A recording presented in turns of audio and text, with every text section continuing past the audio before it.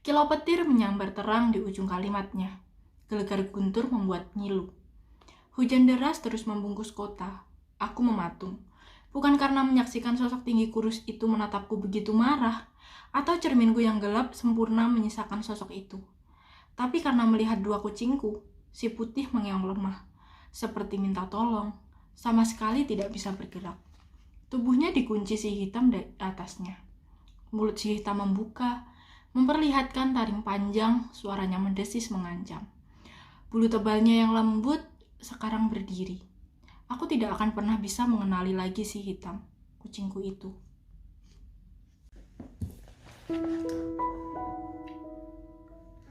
Halo semuanya, welcome back to my channel. Terima kasih sudah klik video ini. Ketemu lagi bareng aku Adele, dan di videoku kali ini aku akan kembali membacakan sebuah novel bumi di episode ke-18. Pasti kalian udah pada gak sabar kan gimana kelanjutan ceritanya. Nah, tanpa berlama-lama lagi, kita langsung saja ke ceritanya. Episode 18. Kakiku gemetar karena rasa marah yang menyergap. Suara mengeong si putih semakin lemah. Matanya menatapku meminta pertolongan. Sementara si hitam yang mengunci tubuhnya dari atas, entah dia sebenarnya makhluk apa, tubuhnya membesar sedemikian rupa hingga 4 kali lipat dalam hitungan detik. Ekornya bergerak garang, kupingnya memanjang, bulu tebalnya berdiri seperti ribuan jarum tipis. Mata bundar yang dulu aku suka berubah menjadi kuning pekat. Taringnya memanjang, suara geramannya membuat kamarku seperti mati rasa. Si hitam berubah sebesar serigala. Konsentrasi, nak. Sosok tinggi kurus dalam cermin membentakku. Konsentrasi pada buku tebalnya, tidak yang lain. Aku menoleh ke arah cermin, menoleh lagi ke si putih di atas kasur. Bagaimana aku bisa konsentrasi dalam situasi seperti ini? Bagaimana aku bisa konsentrasi ke novel tebal di atas kursi? Kamu siap atau belum? Hitungannya akan kita mulai. Suara sosok tinggi kurus itu terdengar mengancam. Aku menggigit bibir. Aku tidak punya banyak pilihan. Waktuku amat sempit untuk berhitung di atas situasi yang kuhadapi.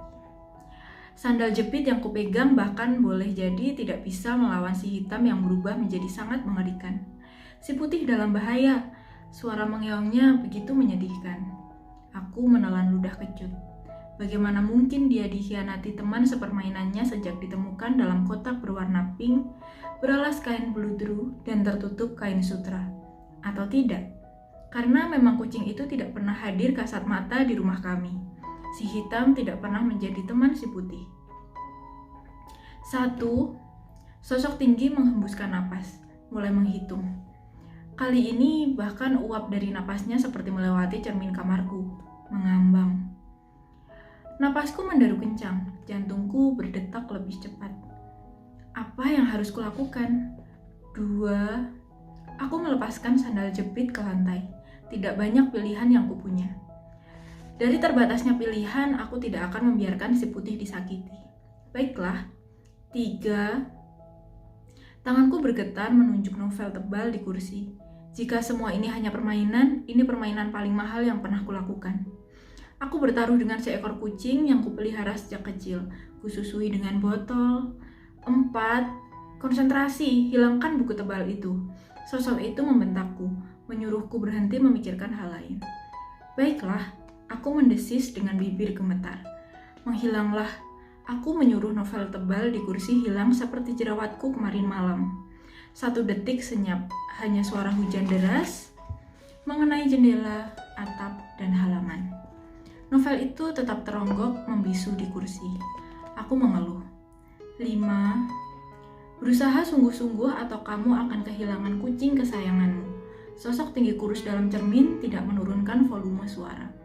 Aku menggigit bibir, lebih konsentrasi.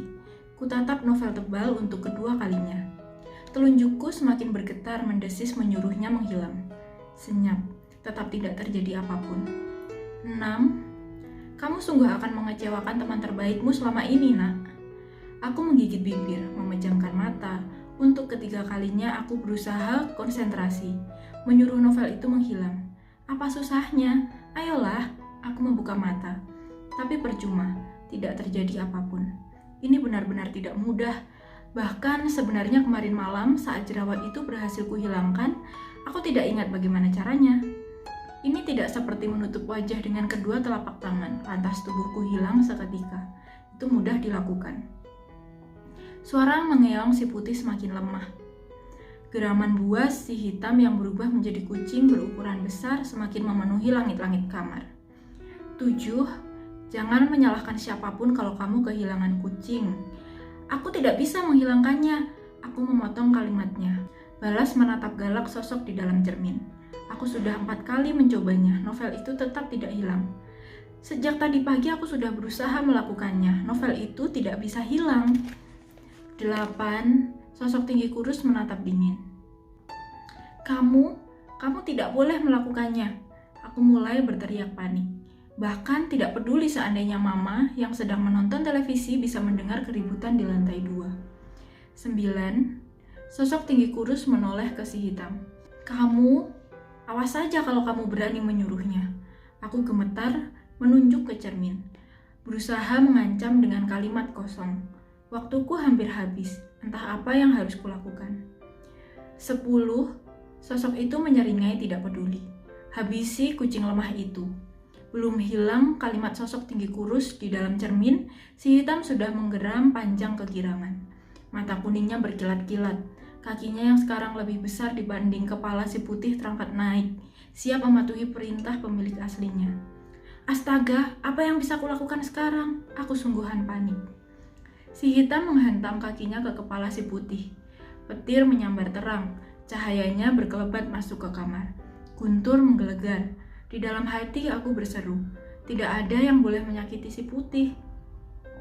Sepersekian detik sebelum kaki si hitam mencakar si putih yang tidak berdaya, 5 jemari tanganku bergerak cepat mendesis.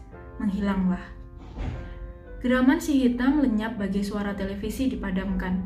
Juga bulunya yang berdiri, ekornya yang tegak, taringnya yang panjang, dan matanya yang kuning lenyap bagai kabut terkena matahari terik.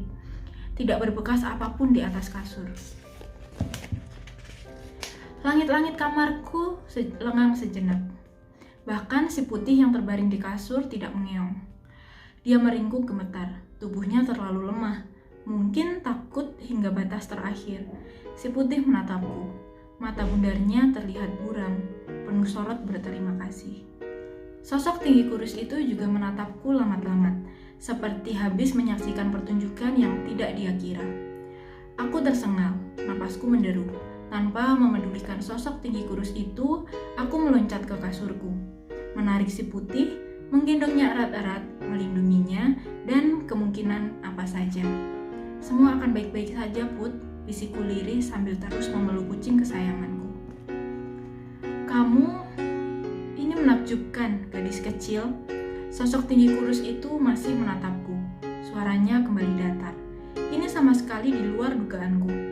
Aku tidak mendengarkan dengan baik sosok tinggi kurus itu. Aku merapat ke dinding, menatap cermin dengan galak. Jemari tangan kananku mengacung ke cermin. Bagaimana kamu melakukannya? Sosok tinggi kurus itu bertanya.